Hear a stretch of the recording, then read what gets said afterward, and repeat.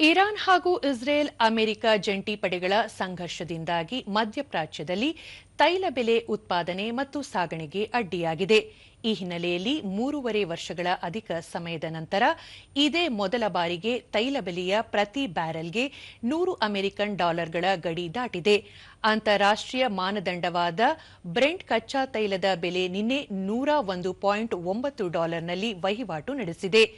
ಕಳೆದ ಶುಕ್ರವಾರದ ಅಂತ್ಯಕ್ಕೆ ಇದು $92.69ನಷ್ಟಿತ್ತು. ಅಂದರೆ ಇದೀಗ ಶೇಕಡಾ 9.2ರಷ್ಟು ಹೆಚ್ಚಾಗಿದೆ.